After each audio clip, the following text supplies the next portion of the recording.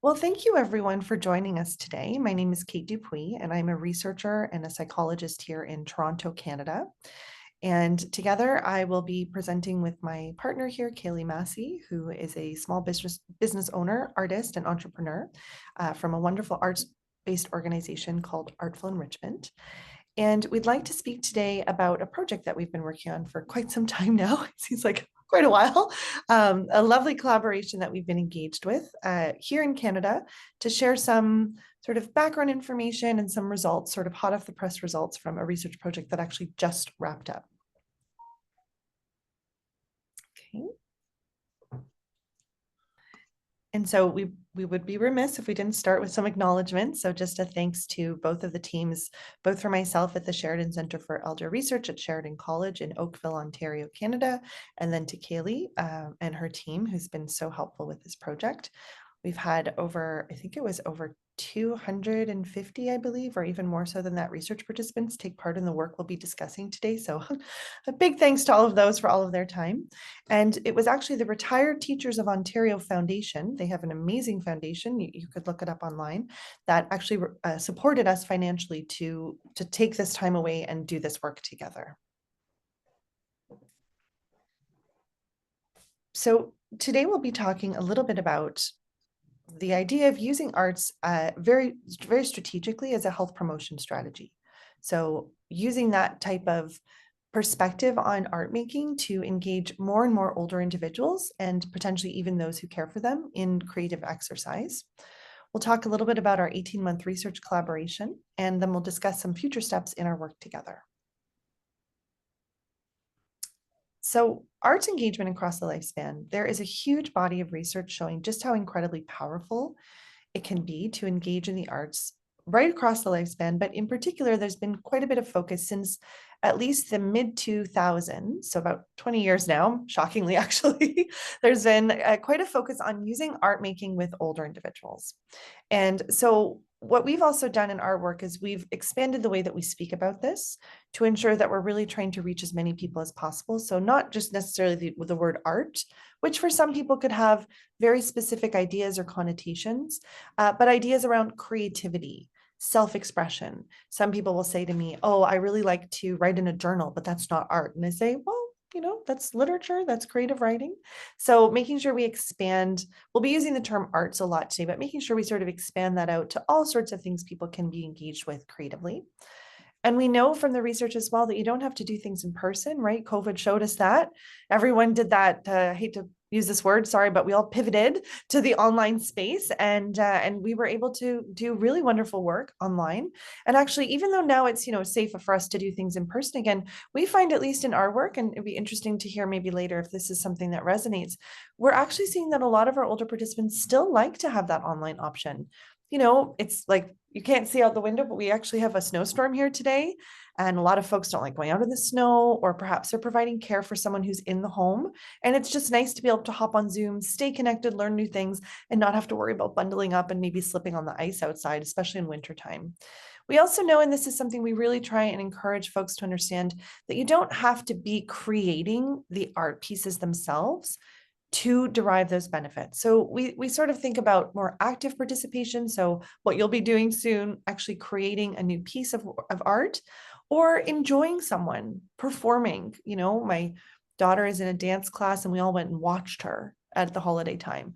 You can go to an art gallery and observe other people's works of art on the wall. We have a piece here that I really like that I got from a lady in the neighborhood. Her mom painted it. This is called a cabane à sucre. It's a small little cabin in the woods where they make maple syrup. So, just looking at a piece of art, even if you yourself have not created it, can also bring up a lot of memories, can be an excellent reminiscence tool as well. And really, there's no right or wrong way to engage with the arts. So another thing to really explain and explore with older individuals with whom you might be working, every art making attempt is wonderful. Okay. And in terms of, people are often asking me, what can I do as I get older to make sure that I stay healthy? Well, arts engagement is one of those amazing activities that really is almost magical. It really does, seep into all of our domains of well-being. If you think of painting, well, you have to be, physically engaged. You're moving your arm, perhaps you're sitting upright, so you're actually engaging your core. You may actually go into that flow state where you have such a calming experience for your heart rate, for your breathing. Cognitively stimulating exercise is so good for the brain. Oftentimes people are very positive emotionally when they're creating art, or other types of emotions can come up too, right? It can be the whole range of emotions that are experienced. Oftentimes people participate in art making socially. I always think of my mom. Early on in COVID, she joined an outdoor painting club. And this is in Montreal, Canada, which is quite cold in the winter, but they would bundle up and just sit on snowbanks, sit on park benches. And, in that time when we were all just so desperate to come together again, they would just paint outdoors together. And she created this whole new network, 5 years ago, that it still is going strong today, that they never knew before. And also from a spiritual perspective, so listening to beautiful music, maybe it reminds you of your religious or spiritual background, your religious figure of choice. So all of these different domains of health and well-being can be stimulated by the arts. And who is participating in the arts? So that's a really interesting thing for us, because we know that it's a minority of older individuals will indicate that they are participating in the arts. And one of the pieces of work that we're doing here in Toronto, Canada, along with a social psychologist at the University of Toronto, is looking at self-perceptions of creativity. So if you talk to people, I'm sure I saw someone was from a community center, so I'm assuming you might have had this experience. People will say like, oh no, I can't do that. Like I have 2 left feet, or I can't carry a tune in a bucket. And people have these ideas about themselves, right? These long held beliefs. Oftentimes when they're telling you it, it almost feels like very well worn. Like they've probably said this a few times. So they've also heard themselves saying it a few times. And so some of the work that we're looking at is something that we call arts discouragement. So we found that in a sample of about 100 older adults here in Toronto, about a third of them report having had these early life experiences where an adult in their life, so quite a formative moment, right? An adult in their life told them, why don't you just mouth the words to this one? Or maybe painting's not for you. And it's really interesting because in our research, we looked deeper into that. And when that does happen, there's kind of a 50-50 split. Some people are like, no way, I didn't listen to them at all. But the other 50%, so about 15% of the older adults that we surveyed said, and that was it. I trusted that person. I listened to that person. One person said to me, I didn't even dance with my daughter at her wedding because I had that little voice in my head reminding me, you can't dance. And so what a long-standing, damaging thing to say to someone. So we're actually working right now on interventions that could help kind of push back against these long-held beliefs of discouragement, to help people understand that everyone is creative, right? I see a few of us here on the screen today. None of us are wearing the same outfit. We all had to choose what to wear, how to put our hair up. Maybe, I see 2 buns.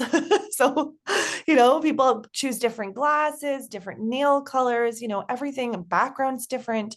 All of this is creative. So we may not think of ourselves as artistic or creative, but everyone does have that spark for sure.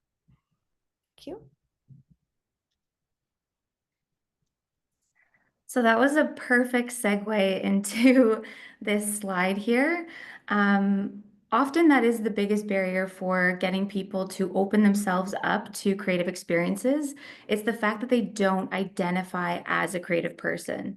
So often when I ask people in a group of room, who here identifies as creative, you get people to put themselves in usually they put themselves in one of 2 categories. Either I'm not creative, I can't even draw a stick man, or I feel creative, I have some creative outlets that I like to pursue.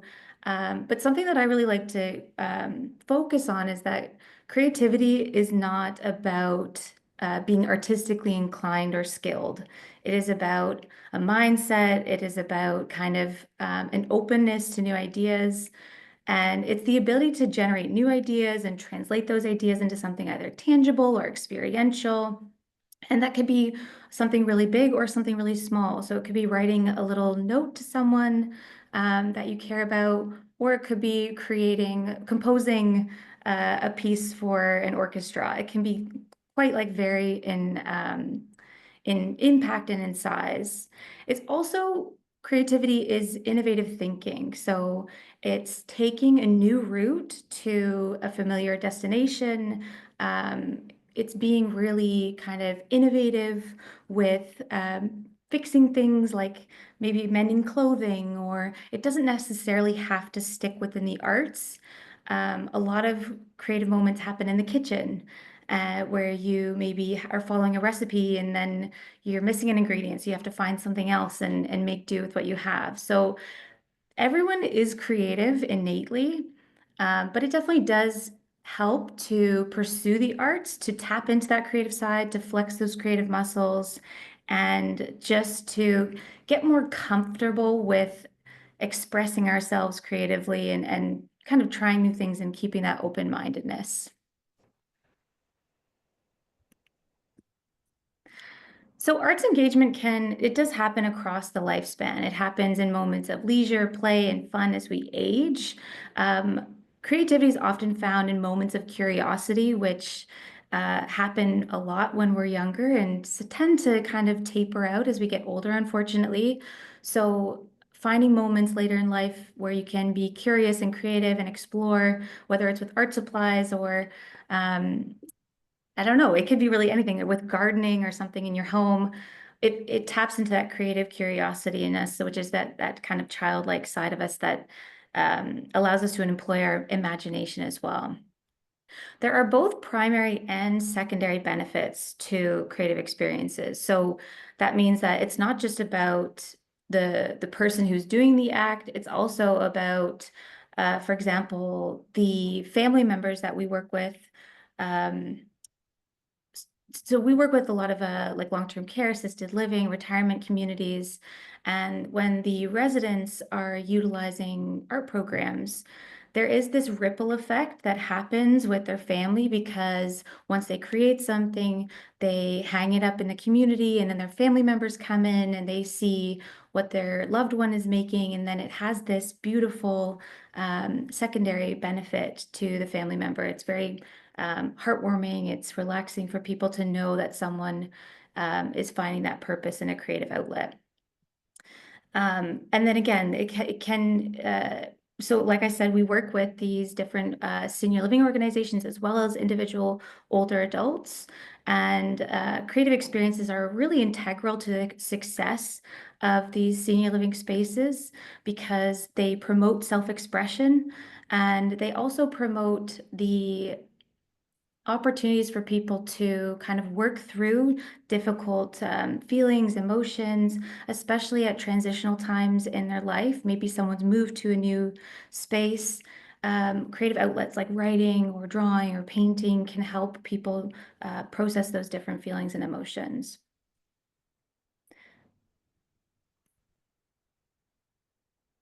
Did we want to do a small art exercise before we Yes, move we on? do Yes. actually. Thank you. I completely forgot. So, okay, if you have your paper and drawing tool, and it could be a post-it, it doesn't need to be big, and it can be a marker, pencil, whatever you've got on hand. That's all you need. I've got this. So, the way this is going to work, and this is a really fun creative exercise that you can do with anyone, is I'm going to be guiding you through a short drawing, but I'm not going to show you what I'm drawing until the end. So you're just going to have to trust your instincts and kind of take in the instructions and interpret them how you'd like. All right. So start off by drawing a large oval.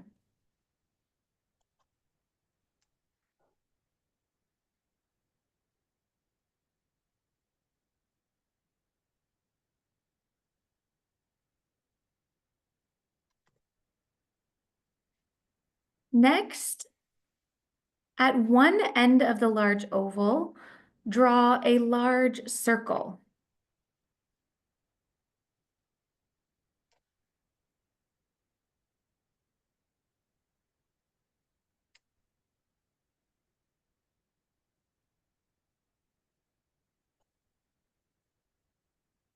Attached to your large oval, draw 4 short rectangles.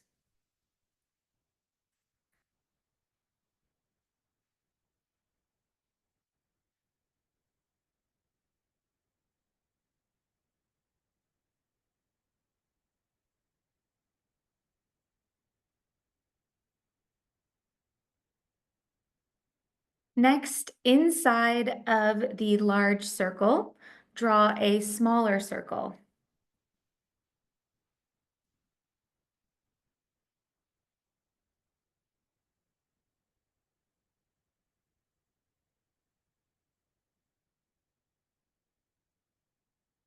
And attached to your large circle, draw two triangles.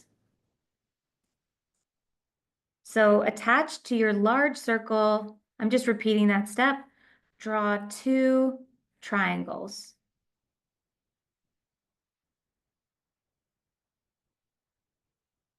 There's only 3 more steps.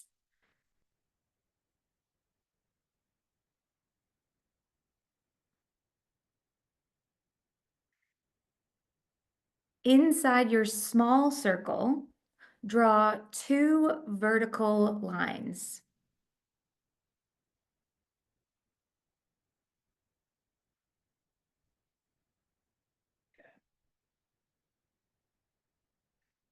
And then inside your large circle, draw 2 dots.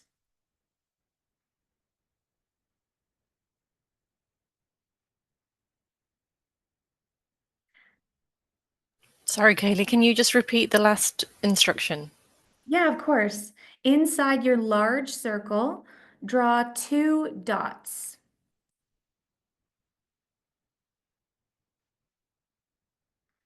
And for the last step,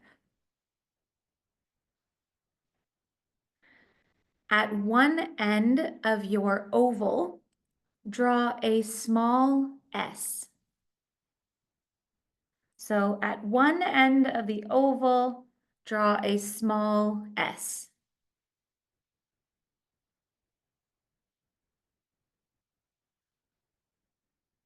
All right.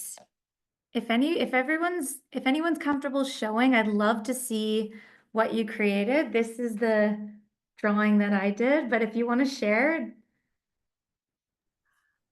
Oh, Kelly, I think it's hard to see because you have your background on. Oh, there we go. We Oh, can see there. it. Oh, yours is Yeah. very cute. Shadu be. Oh, can we see that? Here, Oh, I don't know oh, how you to. know Oh, what? It's because I've spotlit Kaylee. Hang on, I'm so sorry. I'll spotlight you here. I Oh, don't know how oh, it's really to. cute. It's a little bit faint. So I the idea, see. I'm just going to share our screen again here. So the idea with this project, or not, it's a drawing exercise essentially, is to really put the emphasis on the experience versus the outcome. Often what deters people from engaging in the arts is that they're so focused on trying to produce, quote unquote, something to a certain level or quality or something that they want to replicate. And it really deters people from starting at all or ever opening themselves up to it. So what we like to do is really highlight the experience and let people know that no matter how this turns out, you're still going to be reaping the benefits of that experience. I have done this exercise before, and my pig looks like he's smooshed. And I knew it was coming, and even so, I thought, okay, this is different.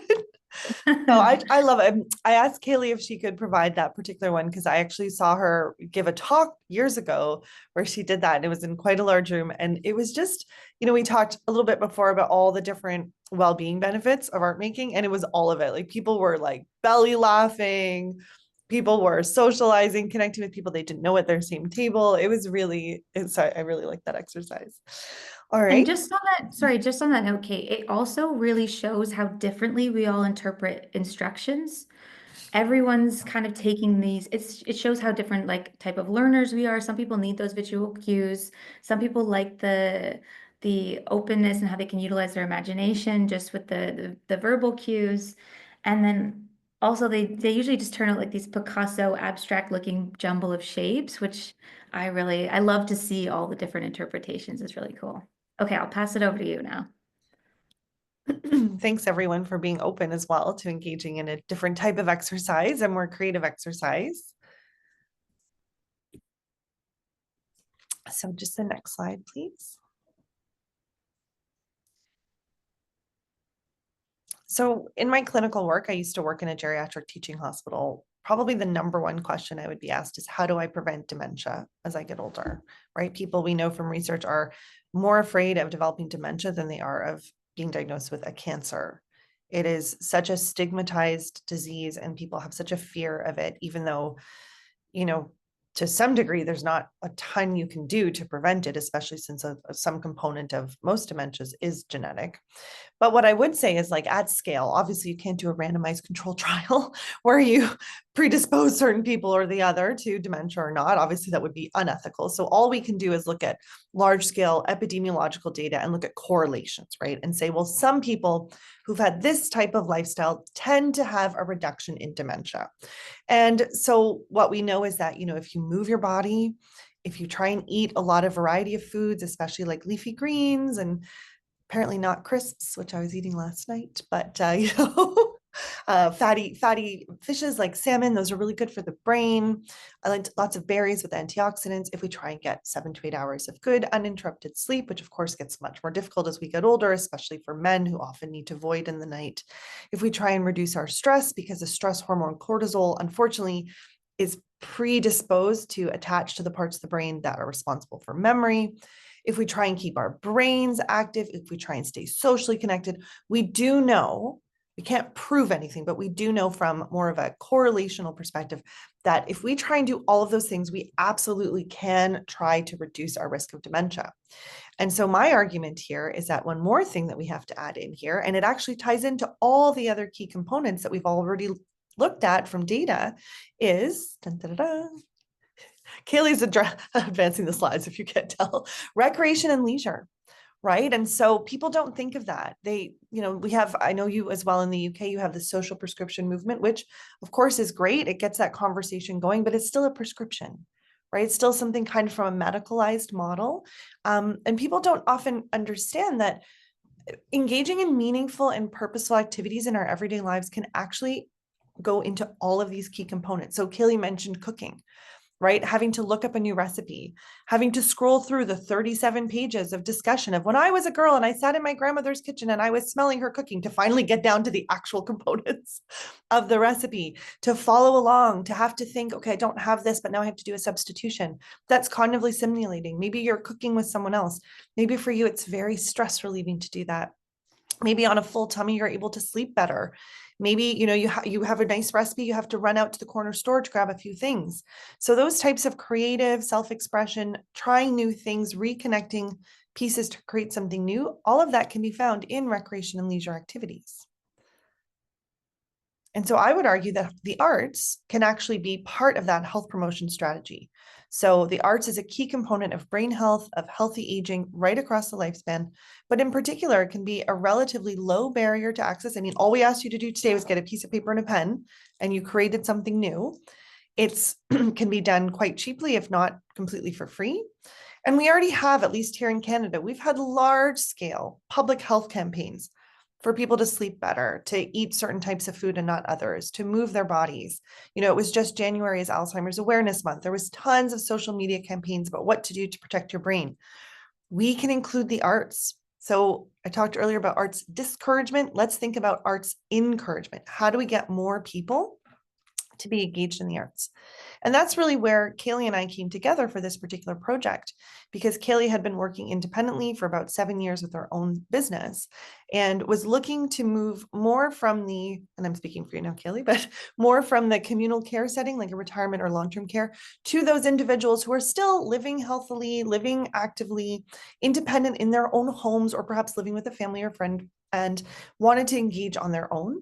But we wanted to make sure we were starting from a place of co-design and making sure that we weren't imposing our own beliefs and views on how older adults can engage in the arts, that we were going right to the older adults themselves and gathering data from these knowledge users to actually create new products that could help them. Okay. And here's just an example of one of the things we do at our center. We have dance as a wonderful activity, which really engages all of those different domains of well-being. Okay. And that idea of arts as a health promotion strategy, we're all moving away from a more medicalized model of care. We're moving towards more of that holistic, perspective where, we're also looking at how do things cross over different domains of well-being and relate back to everyday tasks. So when you think of dance, that picture I showed you was a dance pilot for people with lower limb mobility challenges. And while of course they did improve on some of the more standardized measures we gave them, they would also say things like, when I'm emptying the dishwasher, I don't have to hold on to the counter to reach down to the dishwasher.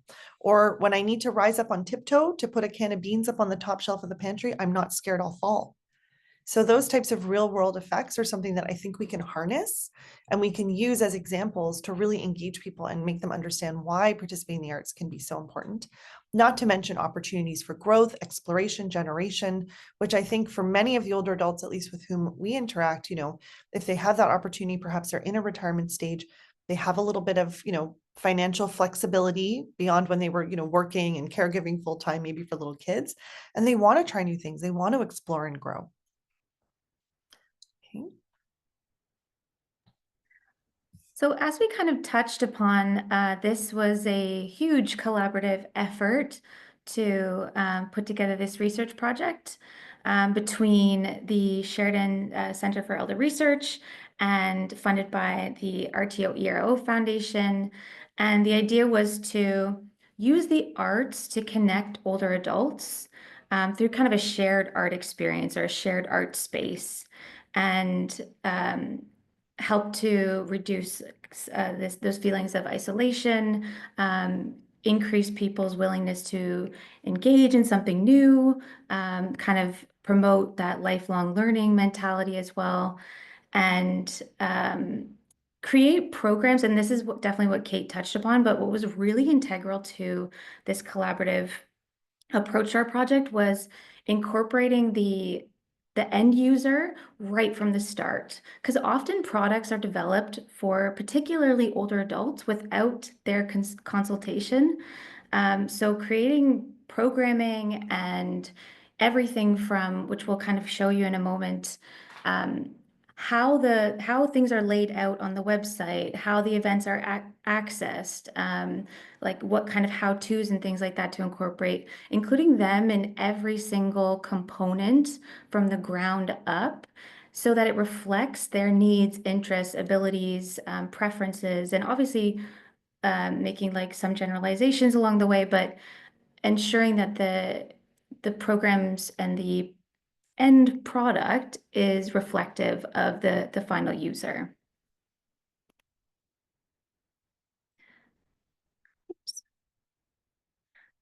So we started off with a needs assessment survey, and I think that's what Kate did.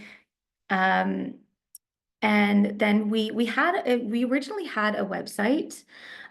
So we had people kind of take a look at the website, and then we had some modifications to that website. And then we did some focus groups and program planning and app development.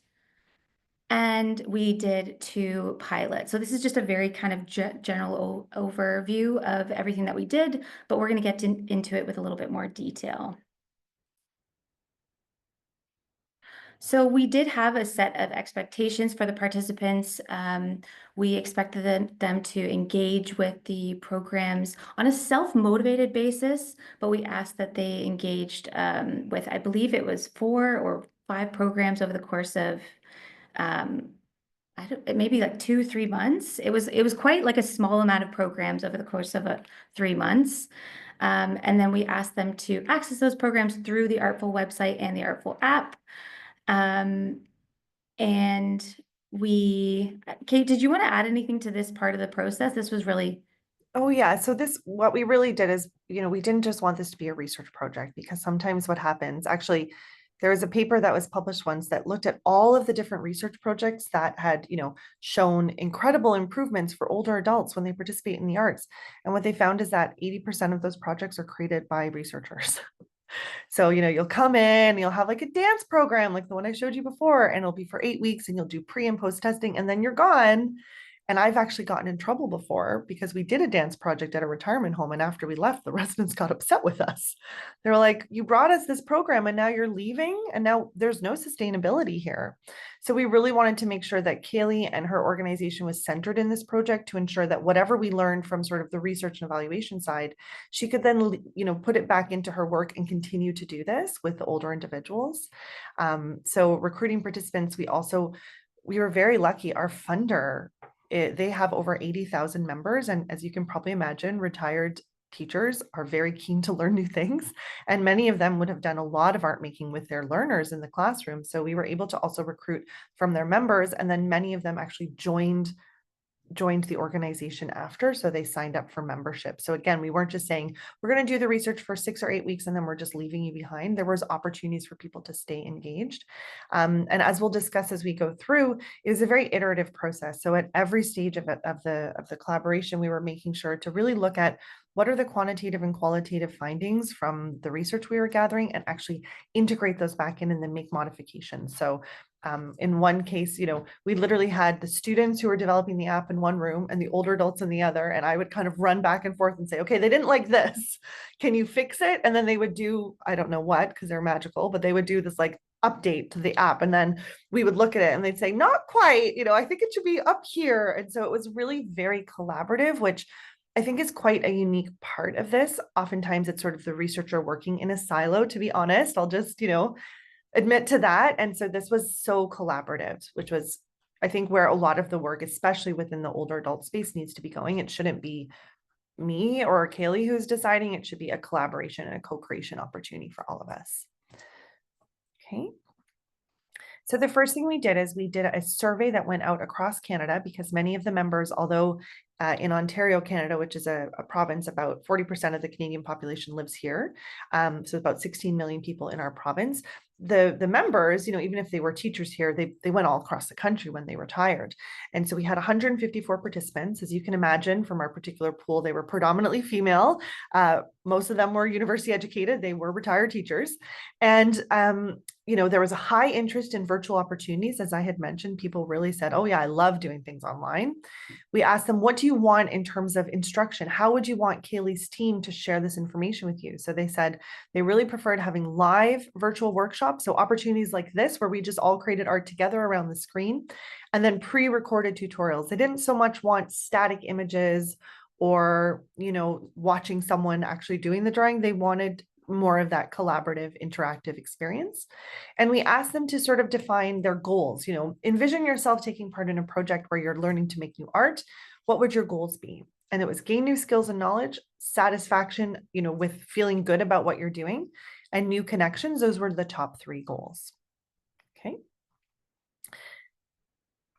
So here, oh, sorry, Cailey, this is you. So the original website was intended for recreation teams to utilize with their residents in-house. So we definitely had to adapt that. And our philosophy when creating programming and when creating the website is to never underestimate the older adult and create programming for adults first, and then think about programming that has modifications for potential age-related barriers. So always coming to this, building something for adults first. So we had to make some adjustments to the website, and we definitely made a lot of adjustments based on that first survey. So in terms of kind of how the user kind of flowed through, how they found different programs, that the fact that they could add events to their calendar, so it kind of kept those notifications coming in for them. Tiny modifications like that were the first initial changes to the website. And then another one was creating a community gallery. And this was a really cool way for people to share the art that they had made, see what others were creating, and then see again those different interpretations of the same project in one space. And we found that really encouraged people to others to share. If they saw someone else was sharing their art, they're much more likely to do it. And then also seeing how maybe someone added something here or modified a material or a step, and then realizing that they can kind of lean into their own artistic voice and make some of those modifications and unique alterations to the programs as well.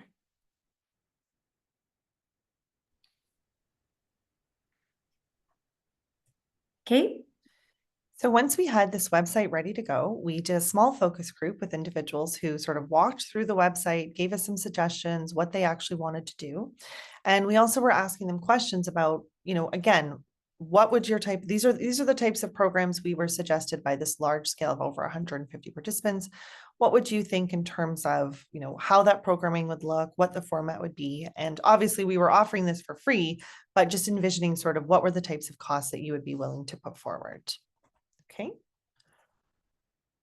We then had the first pilot. So we had 34 participants who came to us, and they came and picked up these art making kits that we have created. So from my trunk of my car or my office, it's people from all over.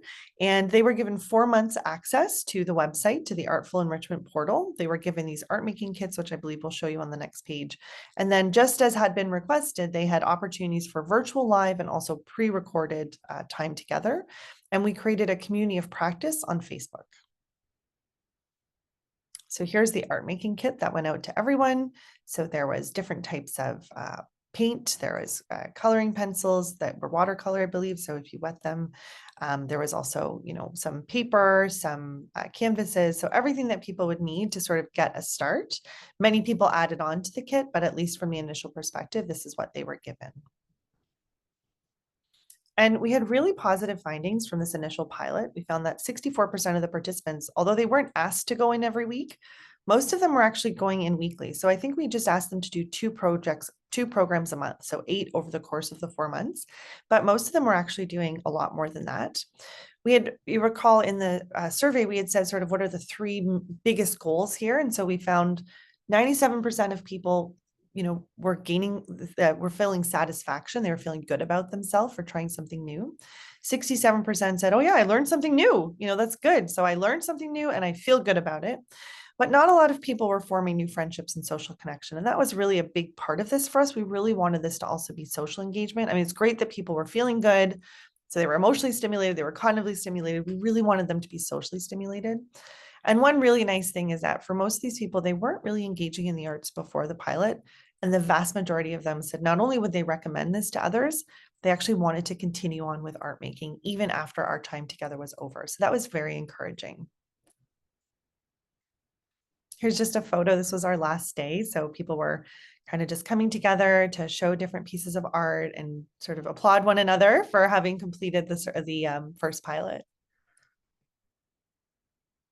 And people were very proud. That was a really key thing that was coming up. People were learning new things. They felt that sense of accomplishment, a sense of pride. They were sharing what they had done with others, which was something we hadn't really thought of, right? Like some people even, their grandkid was visiting, so they would do an artful project together. And it was really nice with that community of practice on Facebook. We were asking people to, just take a picture of your completed artwork and post it online.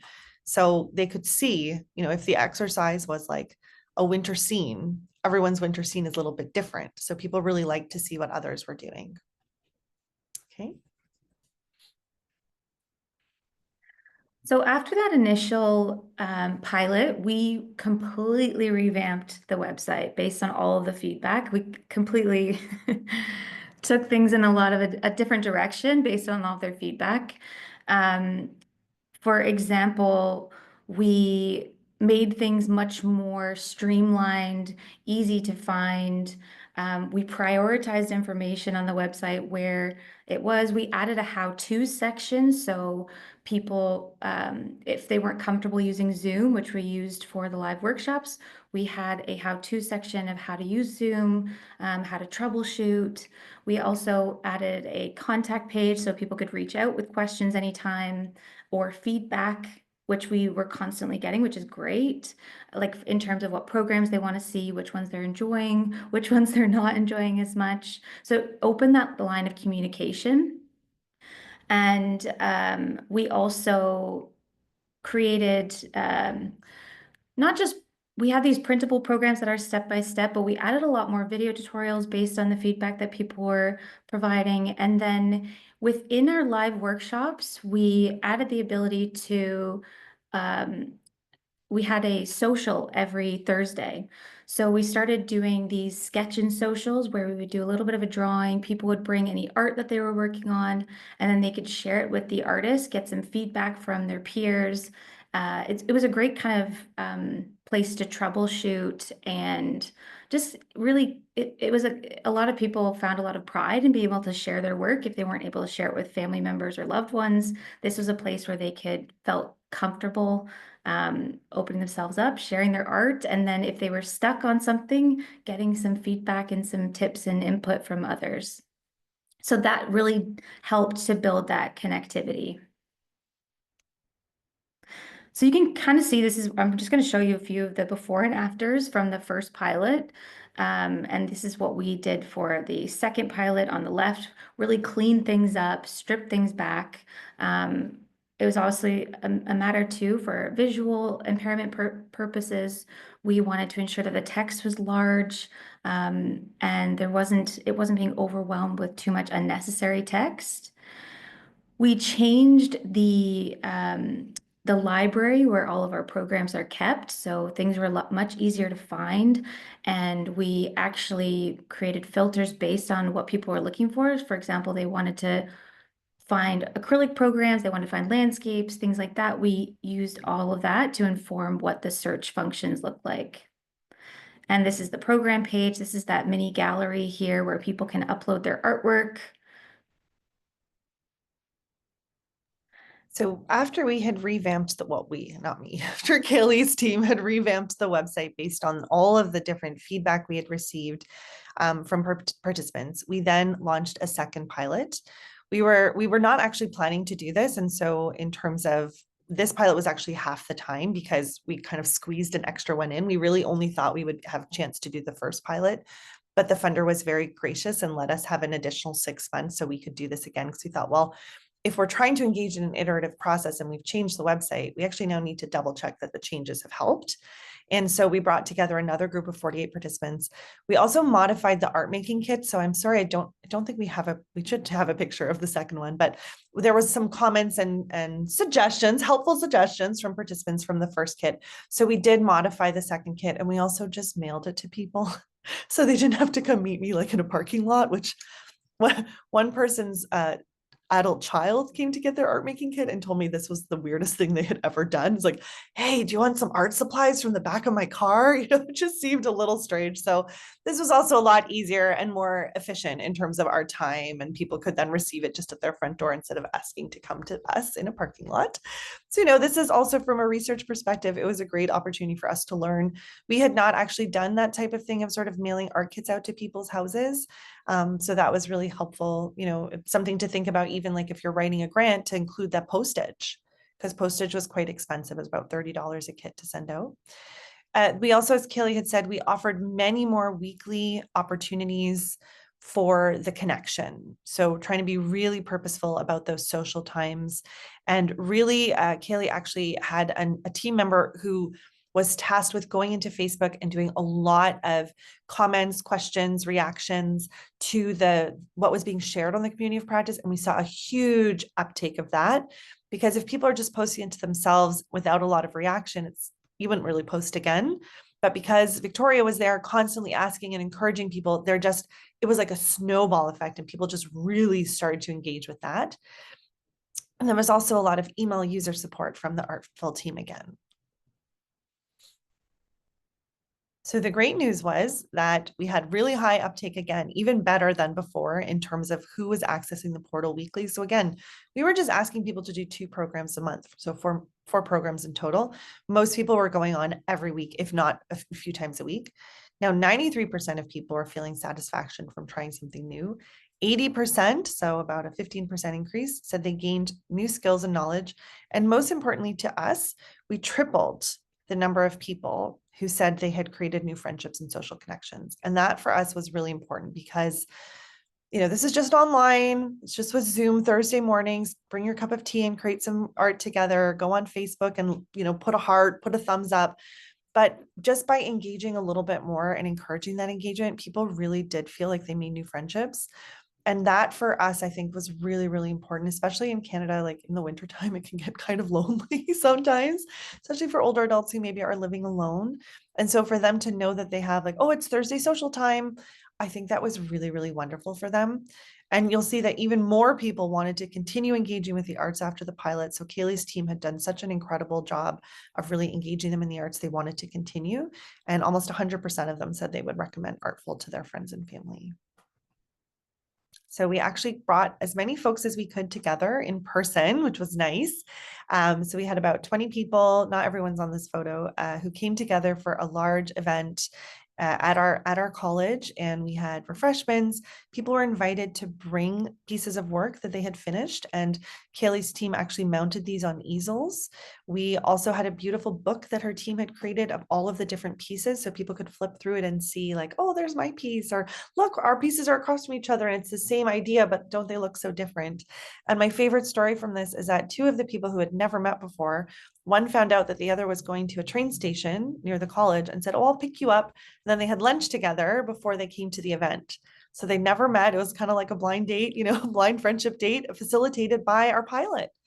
And they had never met in person. And it was just, when you saw them, you thought they'd been fast friends forever. You would never know that they had just met for the first time in person that same day. So a big part of this project, or the kind of one of the final end goals, was to create an app utilizing students from Sheridan College. And we definitely did that. We created an app. It still hasn't been launched yet, but I'll show you in a moment what it looks like. And we did that with all of the feedback from the pilots, in kind of combination with everything that we've learned throughout the whole entire research project to create and inform the app. And we had a small focus group in July test out the app. And then, as Kate mentioned, the app developers were kind of in a separate room. So they were making changes in real time as they were utilizing the app, which was really cool. So they could actually see their ideas being implemented in real time.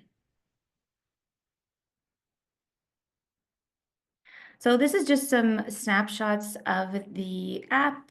It's obviously always a kind of a ongoing modifications happening to an app, but it's extremely functional, and we made some adjustments in terms of being able to change the view, the size of text, easy access for finding upcoming events, being able to view things in different orders, keeping things very streamlined and as minimal information as possible.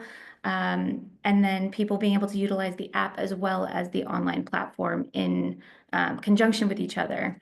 So this is just a quick snapshot of that. And we learned a lot along the way. One of the big ones, as Kate mentioned, was the art kits. There actually is a huge interest in art kits, but it's a lot of it's a bit of a logistical hoop you have to get through to be able to provide those. But we really increased the quality of the materials that we were working with for the residents or for the users.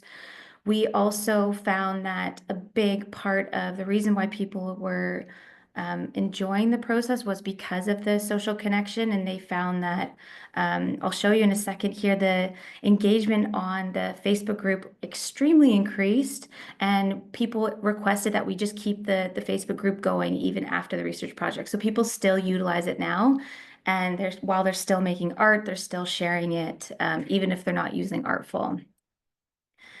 And then we also saw all of these incredible benefits to improving quality of life, increasing social well-being, and then also just providing people opportunities to make art, which increased their comfortability with the materials, the methods, the techniques, so they're much more likely to do it beyond the research project.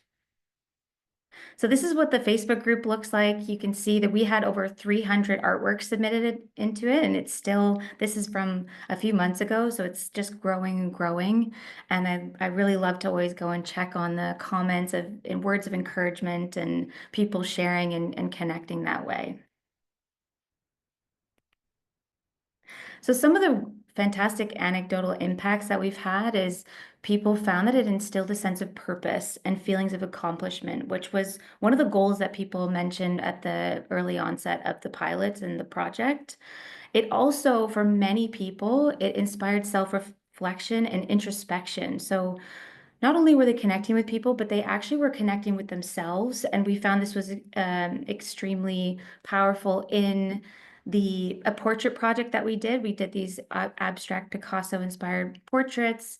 And when people were doing these self-portraits, they found that they really were kind of tapping into their current emotional state and utilizing it as a way to express themselves in that moment. For many people who maybe did arts in the past or when they were really young, it reignited those passions and those creative pursuits. And then it also opened a lot of people up to pursuing other creative opportunities beyond this research project and beyond Artfull. So many people were reaching out to like local community centers and joining art groups online and joining choirs and things like that. It kind of gave them the confidence and the courage to pursue the arts more broadly. So we just want to say a huge, huge thank you to the RTO Aero Foundation again, and all of the research participants, because they kindly gave us their time, their openness and willingness to engage in their creative side, and all of their extremely valuable feedback has continuously and will continuously inspire Artfull and the work that the center does. So yeah, that's definitely very important to thank everyone who is involved. And if you want to reach out to Kate or I, you can see our emails here if you wanted to talk about anything or have any questions. And I'm going to stop sharing my screen here. If anyone has any questions or comments now, let us know. I know we only have a couple more minutes, but we might be able to squeeze some in here. Yes. Just to say, it's been, thank you so much. Really, really fascinating, and just listening to you both and the experience about the project. I did change my name on my title because I thought this is more appropriate. So I actually I'm a Churchill Research Fellow, so I'm really passionate about creative arts, a huge advocate, kind of from a personal experience. And then kind of my role, I work for the local authority here in Birmingham, UK, but the research project that I have started, so I'm kind of halfway through this, is looking at how creative arts can have a positive impact on people with dementia. So this has been so incredible. I've still got like 50% of the fellowship to still complete. I traveled to Singapore and South Korea towards the end of last year to look at the kind of models of engagement that they use. So potentially Canada is somewhere I'm also looking at, but this has been Yeah. amazing just for the, and I would love, if there's scope in both your diaries at some point to kind of catch up and talk a little bit more, because the impact, like you say, it's kind of it's monumental for people. I've witnessed this myself, but we talked about at the start kind of interpretation, what it means different things to different people, and that's okay. And it's how you can, people like Cailey, who can really facilitate people to kind of bring out those skills, harness the opportunity to be able to do something that's going to make them feel good or trigger some really positive memories. So yeah, thank you so much. I'm really excited, and I hope we get the opportunity to talk again, and would love it if you can share the recording of the meeting. Absolutely. Yes. Thank goodness I remembered to turn it on. We will be sharing that for sure for the folks who signed up. And then I guess we'll probably also put it maybe like a link on our SIG website as well, or in our socials.